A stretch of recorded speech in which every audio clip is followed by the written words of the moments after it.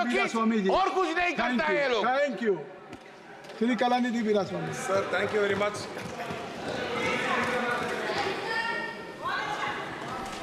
Sir, thank you very much for permitting me to participate in this Finance Bill 2024, sir. Sir, today is our tall and great leader, Kalanidhi's 6th anniversary, sir. எங்கள் நெஞ்சங்களில் விண்ணுக்கும் மண்ணுக்கும் உயர்ந்து நிற்கும் என்றென்றும் எங்கள் நெஞ்சங்களில் வாழ்ந்து கொண்டிருக்கும் முத்தமிழறிஞர் கலைஞர் அவர்களின் 6வது நினைவு தினத்தை அவரை வணங்கி இந்த உரையை துவக்குகிறேன். Sir, our tall leader Kalainar had brought in the first step in India, where Tamil Nadu was the only state where women were given rights for inheriting their property, sir. So as long as some woman is inheriting property even today in Tamil Nadu or anywhere in this country, I think Kalainar's name will live on forever and ever, sir. Sir, this bill, finance bill, we are discussing about this union budget. So what is the role of a government, sir? The role of a government is not in taxing people and using that money and spending it alone, sir. The role of a government is to see how they are going to be taking care of the people who are oppressed. When I say oppressed, it is religiously oppressed, children, women, the poor, the disabled, all these people, how they are taken care of. If you look at this budget, what has happened, you will find that technically whenever you are having collection of taxes, sir, you are expected to have 60% as direct taxes and 40% as indirect taxes, sir. Because the indirect taxes is something where even the poor people are contributing towards that, like in the form of GST. But if you look at our tax collection, the last year, 20 lakhs was from GST, sir, and 12 lakhs was from direct taxes.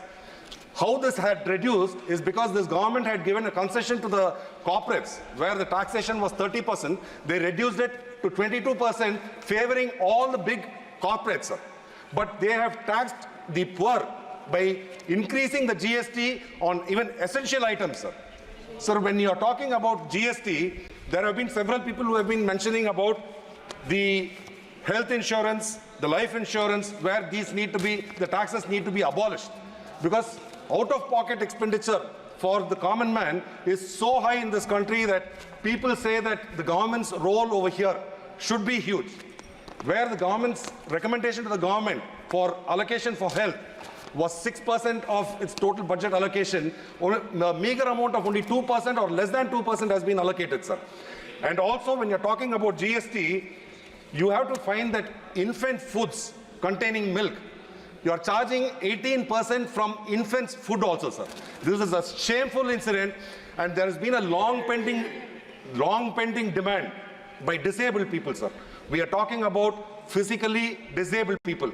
Our leader used to say that you should not call them physically disabled, you should call them physically challenged people. And those people, when they are using prostheses, when they are using artificial limbs, you are charging 18% on those items also, sir. This is blood money, sir. If not anything, this is blood money, and I hope that this government will wake up and make sure that this GST on all these kind of items are totally removed, sir. In fact, if you remember, in 1920, I think, 1930, Mahatma Gandhi went on a salt satyagraha about the tax, salt tax. So I think somebody has to fight against this government to curb all the taxes which they are levying on the disabled people and making the poor people more and more poorer, sir. Sir, when we are talking about employment, this government, in 2014, when they came to the government, they said that every year they will get 2 crore jobs. But in the last 10 years, I think they have failed miserably in this count.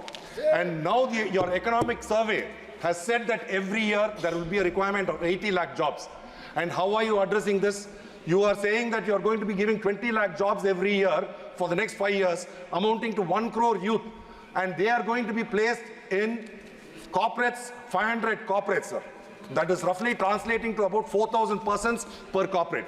But when I spoke to some of those corporates, they said that their total employed force itself is only 4,000, and how are we going to be accommodating 4,000 people over here? And even skilling them is not going to happen, because the need of the hour is not having all these people in this organized sector, sir. Unorganized sector is where there is a huge demand for employment, and you have not focused on anything. You are talking about skilling for MSME, but what in reality is happening, you are killing the MSMEs, sir. Today, the MSMEs are struggling to even survive, where several thousands and thousands of MSMEs have closed down.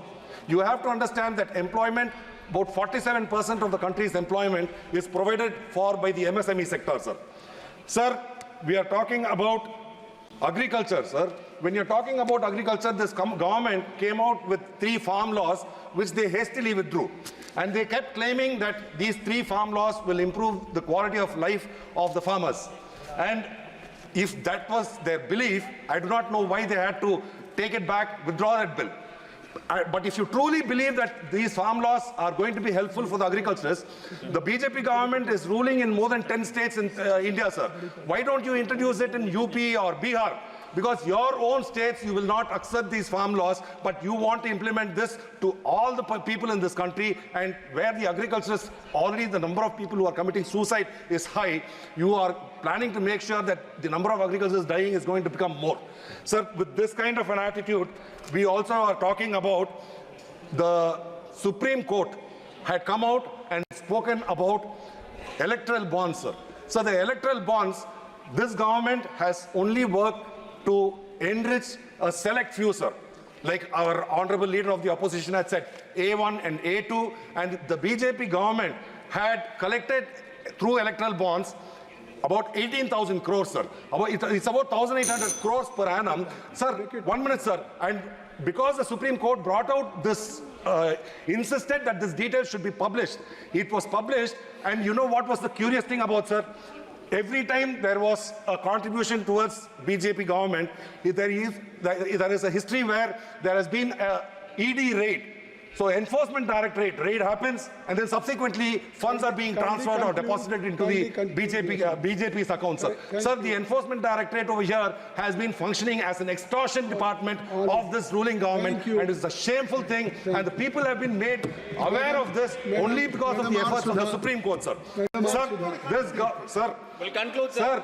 Sir, when we are talking about budget, the people in our country, every time there is a budget, the ruling government and its allies will say praise it to the sky, but the opposition will trash it to the bin. But here, the common man has trashed it to the bin. The disappointment of the common man, the middle class, is so huge. You have talked about giving stops to the middle class, sir, but the middle class are the ones, because of these capital gains, long-term and short-term capital gains which has increased. I feel that this, I would like to object to this, because you have... Nothing will go on. Madam Arsuda. Thank you. Madam Arsuda, please kindly.